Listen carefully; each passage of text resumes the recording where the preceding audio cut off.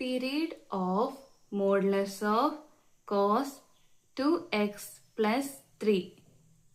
അപ്പോൾ ഇങ്ങനത്തെ ക്വസ്റ്റ്യൻ വരാണെങ്കിൽ ഇപ്പോൾ ഒരു function period of modulus of F of A S plus B, ഈ ഫോർമാറ്റിലുള്ള മോഡുലസ് ഓഫ് ഫംഗ്ഷൻ, അതും എ എക്സ് പ്ലസ് ബി ഉള്ള ഒരു ഫംഗ്ഷന്റെ പീരീഡ് നമ്മളോട് ചോദിക്കുകയാണ്. ഈ എഫിന്റെ സ്ഥാനത്ത് എന്തൊക്കെ വരാം? സൈൻ വരാം, കോസ് വരാം, ടാൻ വരാം, കോട്ട് വരാം, സീക്ക് വരാം, കൊസീക്ക് വരാം. ഏത് ഫംഗ്ഷൻ ആവാം.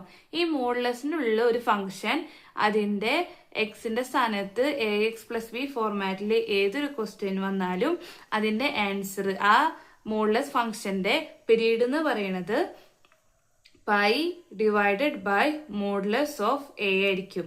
അതായത് ഈ എ എന്ന് പറയുന്നത് എന്താണ്? കോഎഫിഷ്യന്റ് ഓഫ് എക്സ് ആണ്, അതായത് എ. അപ്പോ നമ്മുടെ ക്വസ്റ്റ്യനില് period of modulus of cos 2x plus 3, ഇത് ഏത് ഫോർമാറ്റിലാണ്? മോഡുലസ് ഉണ്ട്, ഫംഗ്ഷന്റെ അവിടെ എന്ത് വരാന്ന് പറഞ്ഞു. അപ്പൊ കോസ്, ഫംഗ്ഷന്റെ അവിടെ കോസ് വെക്കാൻ പറ്റും. അപ്പൊ കോസ് ഉണ്ട്. ഈ എ എസ് പ്ലസ് ബി ഫോർമാറ്റിലല്ലേ 2x പ്ലസ് 3 എടുക്കണേ? അതേ ഫോർമാറ്റിൽ തന്നെയാണ് എടുക്കണേ. ഇവിടെ എയുടെ വാല്യൂ എന്ന് പറയുന്നത് 2 ആണ്, ബിയുടെ വാല്യൂ എന്ന് പറയുന്നത് 3 ആണ്. അപ്പോൾ ഈ ഇങ്ങനത്തെ ഫംഗ്ഷന്റെ പീരീഡ് കണ്ടുപിടിക്കാനുള്ള ഫോമാണ് pi divided by modulus of A. So answer എങ്ങനെ വരും?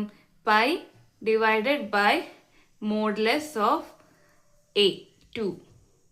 അപ്പോ pi divided by modulus of 2 എന്ന് പറഞ്ഞാൽ 2 ആണ്. So answer will become pi by 2.